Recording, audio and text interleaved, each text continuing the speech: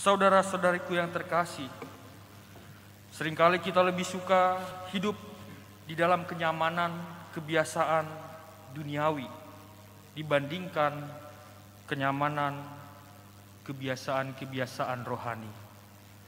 Kebiasaan duniawi adalah hal-hal yang jasmani, yang nikmat di dalam tubuh, yang nikmat dilihat oleh panca indera kita, dipandang oleh mata, didengar oleh telinga, dikatakan oleh mulut, dan dirasakan. Terkadang kenyamanan duniawi ini membawa kita kepada dosa, dan kenyamanan kebiasaan duniawi terkadang adalah hal-hal yang lama sudah ada di dalam diri kita, yang harusnya diubah, dibawa kepada kebaruan. Yesus pada hari ini mewartakan dan menawarkan kepada kita untuk meninggalkan kebiasaan lama itu, kebiasaan duniawi yang membawa kita jatuh kepada dosa.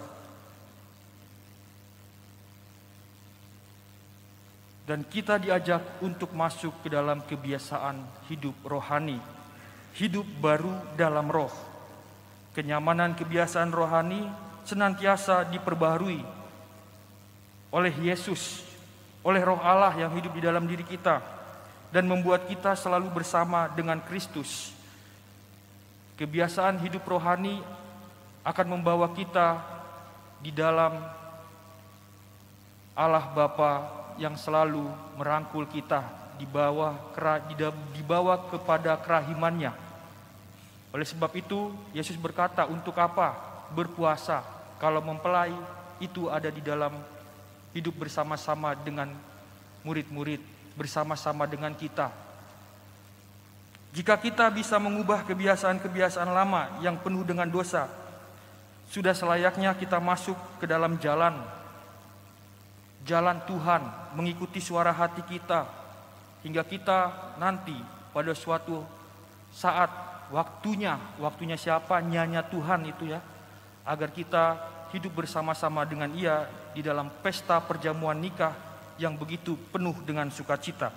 Tetapi jika kita masih dalam kebiasaan lama yang penuh dengan dosa, sudah selayaknya kita hidup berbalik arah, masuk ke dalam jalan pertobatan, puasa, dan pantang, agar kita dapat tiba di dalam kehidupan yang penuh sukacita bersama mempelai.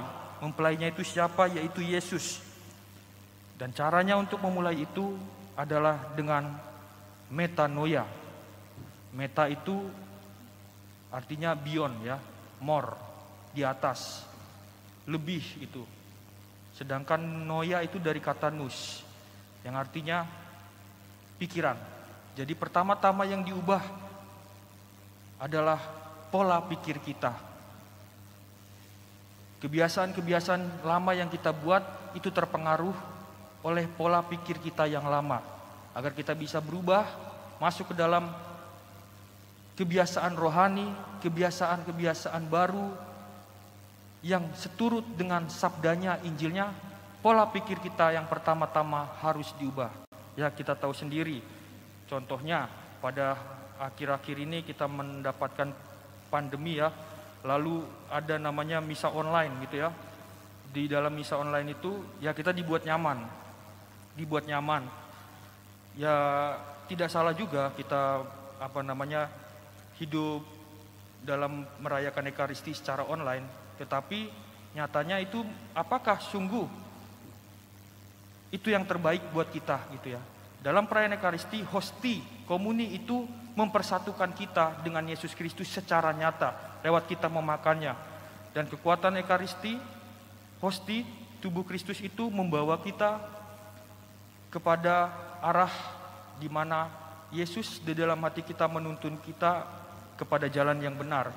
Dan hosti juga dapat sebagai ibaratnya itu obat untuk jiwa-jiwa yang sedang dirangkul oleh kuasa-kuasa gelap itu. Tetapi karena pandemi mungkin ya, namanya iblis ya, itu bergerak seperti jenderal ya, cerdik, mempunyai strategi-strategi yang pada akhir-akhir ini kan pandemi sudah mulai turun, tetapi terkadang masih ada orang-orang yang begitu nyamannya misa online gitu. Misa online saja, itu dari rumah gitu. Padahal namanya misa online itu kita tidak misa ya, nonton misa. Meskipun di dalam hati kita ya saya mempersiapkan hati saya dengan baik kok, dan mendengarkan sabda Allah dengan baik. Tetapi apakah sungguh itu jalan yang terbaik bagi kita untuk mendapatkan tubuh Kristus? Pada hari ini kita nanti akan melaksanakan devosi adorasi kepada tubuh Kristus, sakramen Maha Kudus. Mungkin kita bisa menyadarkan kembali diri kita yang sudah lama terlena dengan misa online, ya kan? Karena alasan-alasan pandemi, kesehatan dan segala macamnya. Saatnya kita menyadarkan diri, ya Tuhan, mungkinkah saya nyatanya ini sudah terlalu lama tidak menerima Engkau di dalam hidupku secara langsung. Masuklah ke dalam hatiku, ubahlah diriku agar kembali masuk ke dalam perjalanan bersama dengan Engkau di dalam kebiasaan-kebiasaan rohani, kebiasaan-kebiasaan baru. Marilah kita tinggalkan, usahakan agar kebiasaan lama ya seperti misa online itu diubah jika memang kita sehat, tidak takut dan percaya akan kuasa Roh Kudus dalam hati kita. Maka datanglah ke gereja menerima sakramen Maha Kudus.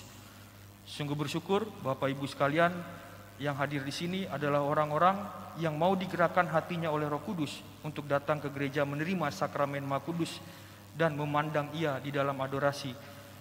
Semoga niat-niat baik kita, sakramen Maha Kudus yang kita terimakan sungguh merubah hidup kita menuju pada kebiasaan-kebiasaan rohani yang baru. Tuhan memberkati.